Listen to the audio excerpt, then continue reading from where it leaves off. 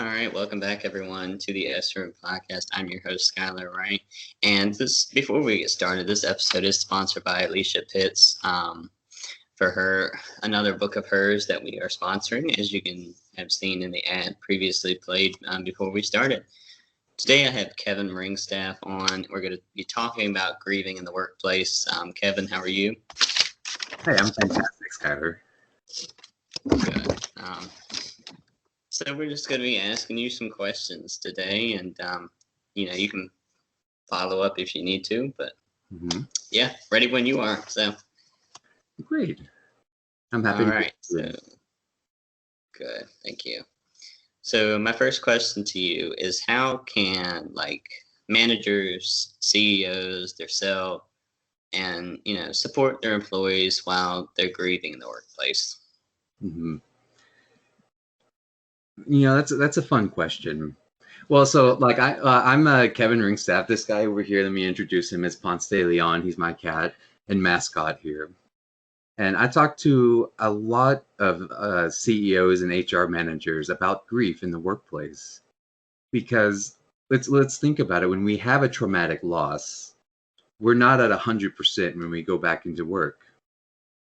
Right after the 3 to 5 days of bereavement leave, or however long it is, we still take that grief with us into the workplace, and we're probably sitting there on day one back at the office, probably 60% of our capacity, efficiency. And I talk about ways to support our employees, because it's a lot of the things that I suggest to do are things that, we train our management to do, just to sit there and listen to them, just to be supportive of our employees. Right. Mm-hmm. And yeah, that's true. People do take longer than the workplace gives you. And most time, you need that extra time off. So yeah, absolutely. Good. For our losses, we can grieve for months. Right. We can hold on to this for months, and if we don't address that early in the workplace, well, that performance dips for months and months and months, and that's going to cost thousands of dollars in lost productivity. Right. And that's actually a relevant question there. I'm about to ask you. How much does it cost companies every year in the U.S., just in the U.S., on the grieving situation? That's a fun question. There was a study back in 2003 by the Grief Recovery Institute, where they estimated that every year, companies lose out over $100 billion in lost productivity due to grief specifically. Wow. Now, that was in 2003, almost 20 years ago. What do you think that is now? Probably close to 150 or more. I'm estimating $250 billion this past year. Man. In 1 year. I imagine. Yeah, 2020 for sure. What's really fun about all that grief in 2020 is that it's still here in 2021. Yep. All that loss, all that grief, everything that we've suffered in 2020 is still right here going forward. And so I'm estimating this next year is going to be even more. It's going to cost even more than that. Wow. So let me see. What can workers do to better support and have their, be better efficient during that time?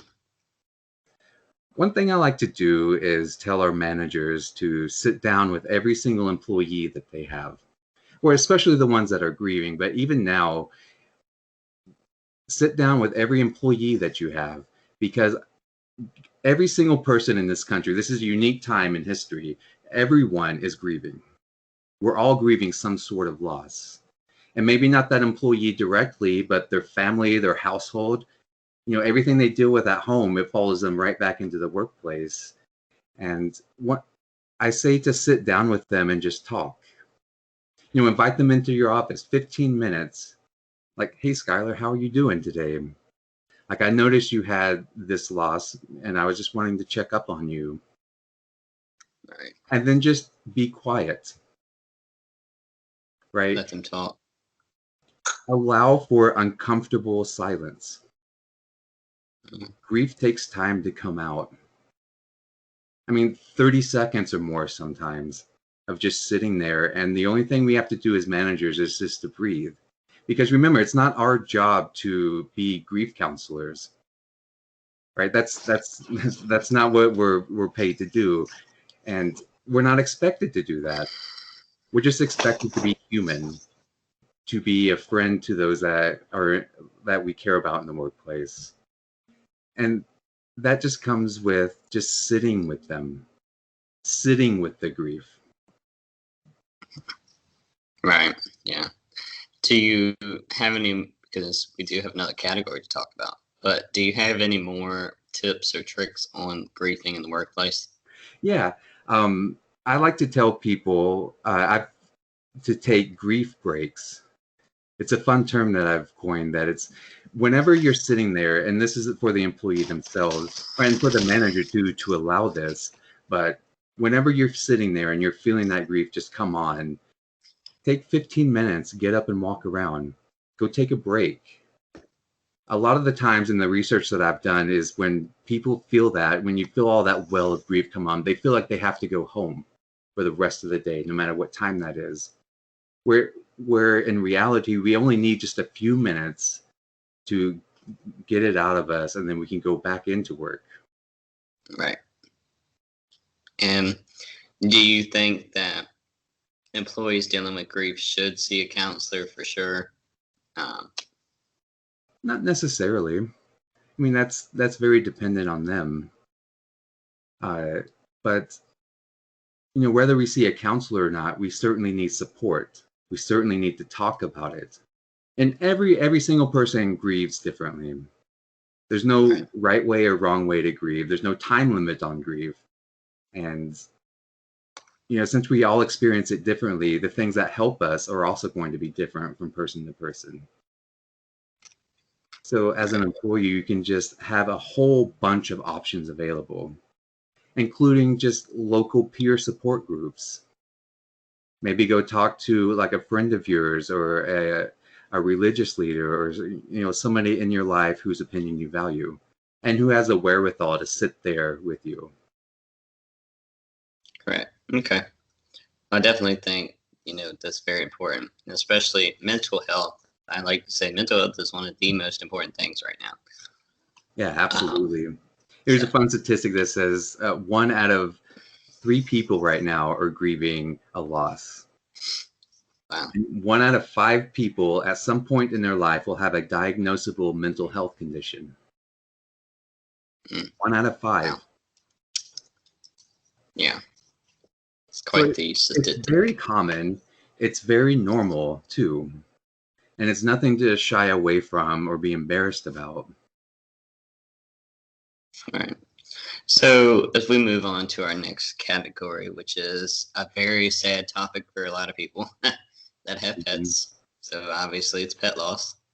So we're going to move into that. So my first question to you about this, what value do our pets bring to us? They bring immense value to us.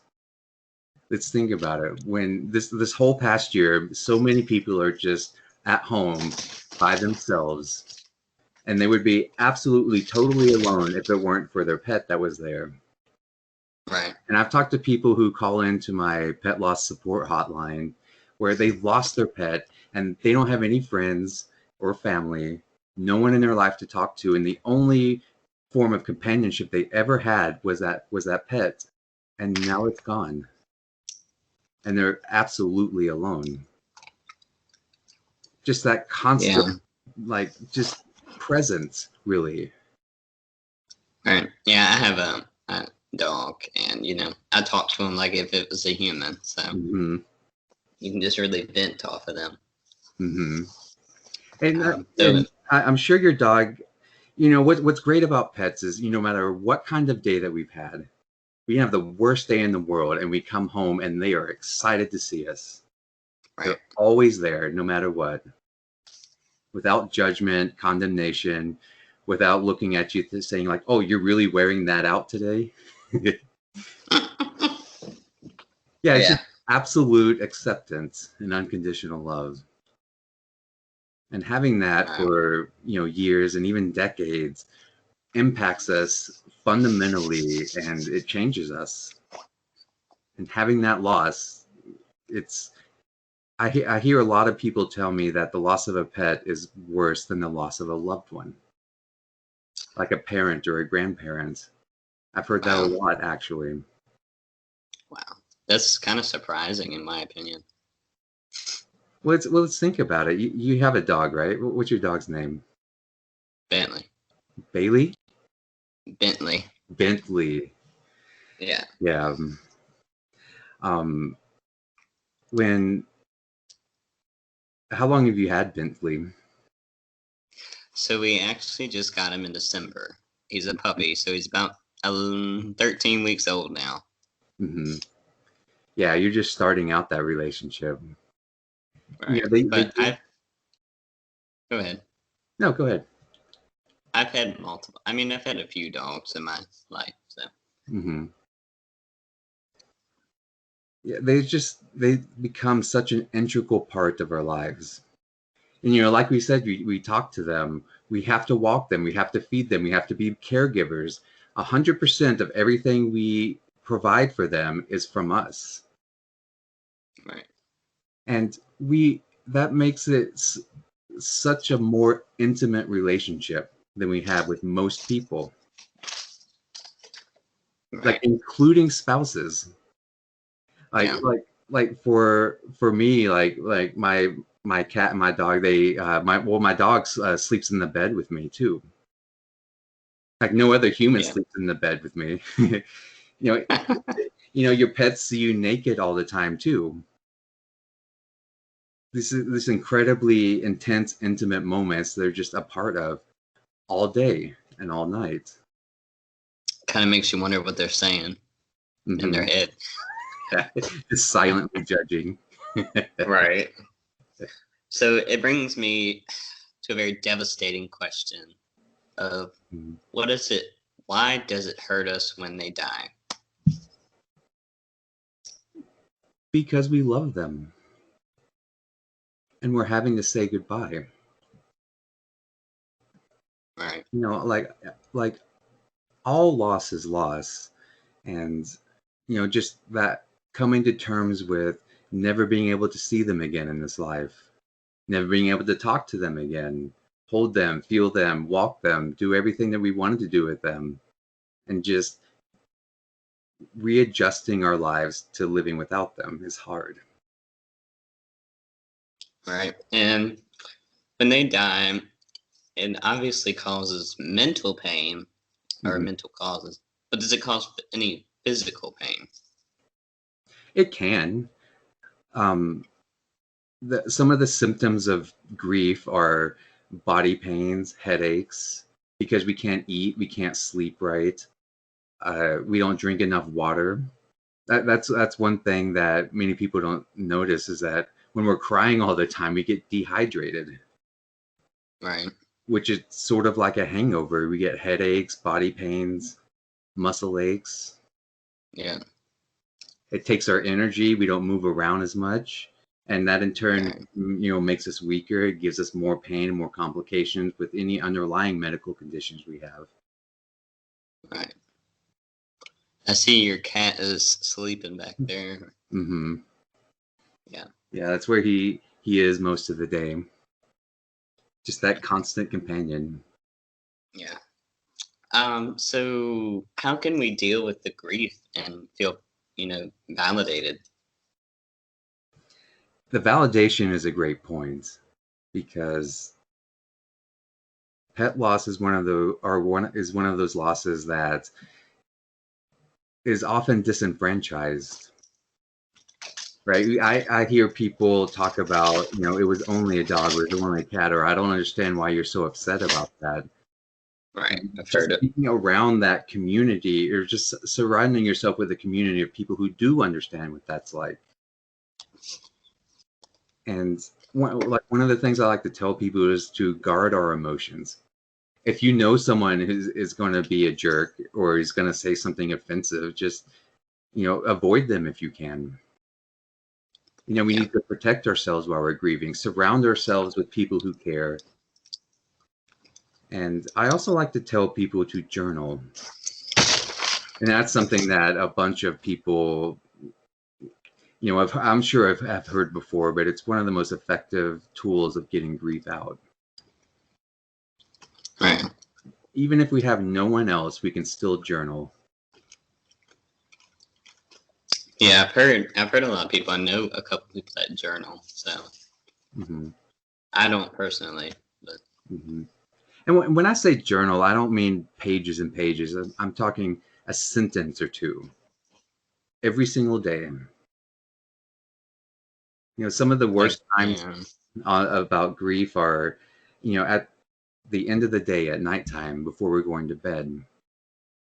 Because, that's when the whole world shuts off. Our phones are off, our computers off, and we're just sitting there alone with our thoughts. And our thoughts they're not here.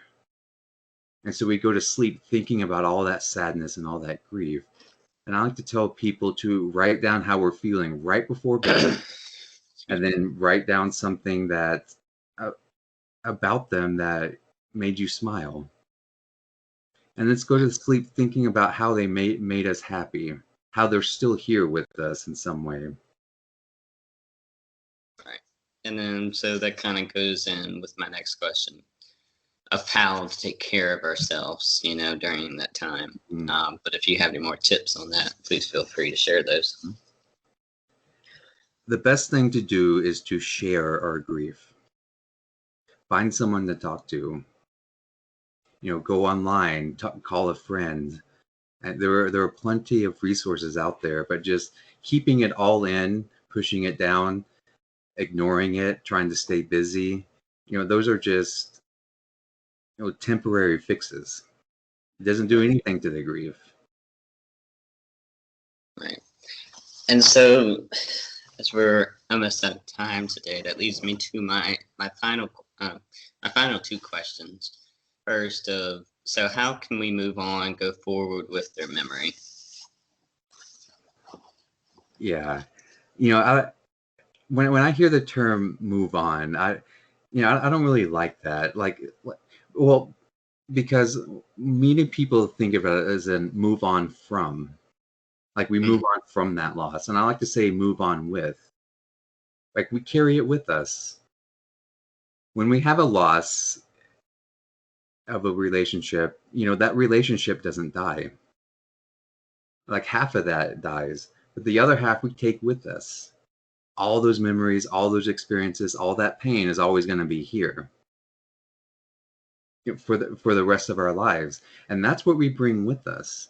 And so we choose what we focus on. Do we choose to focus on these last few moments that we've had with them, whatever experience that was, however traumatic, or all this other time that we've had together? Right. Yeah. And so we're at the end here. My last question to you is not related to that. It's if you have anything you want me to share with you, or anything you want to know. Anything you'd like me to share with you? Well, tell me a story about your dog. So let's see. When we got him, now he's a teddy bear kind, so they don't get, but I think they say 15 pounds at the most. Mm-hmm. So tiny little thing. Mm-hmm. But that's what we wanted. We wanted something tiny, hypoallergenic. Mm-hmm. That way we're not constantly cleaning the hair up. It's like a pet peeve of ours, OCD, Mm-hmm. which is a lovely thing to have. It's just great. But yeah, he does not like being on a leash. I'll give you that. He wants to run wild, so we can't catch him. I've had to chase him down to the neighbor's house in the rain, whatever it is. I'm like, come on. So he puts us on a fun adventure. Mm-hmm. So yeah. Yeah. Thank you for sharing. Of course. So if you don't have anything else, that is all I have. Yeah, it was an absolute pleasure being on here. And well, I would like to say that I do at Pet Cloud, I have support groups that meet every Sunday night for anyone who needs to talk to someone. Right, and you do have that grieving at work, that website there, and I totally forgot to put it up earlier. But as we are talking now, I'll go ahead and share that with you. But it seems like a very resourceful website. Not gonna lie. Yeah, that's all about how to train our management to be more empathetic. Right. So managing grief in the workplace. So I see you have weekly webinars. You have the instructor-led classes and self-paced training. Mm-hmm. And guys, if you want this website, you can find that right down there in the description, along with Kevin's information, whatever information he wants me to give to you guys. Like this website, well, I'll be down there.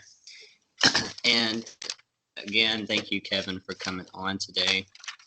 A real pleasure to have you. It was my pleasure. Thank you so much for having me. And for everyone else, make sure you are subscribing if you're on YouTube, following if you're on all the other platforms, and yeah, help us out a little bit, and we appreciate all the support. But have a great day, y'all.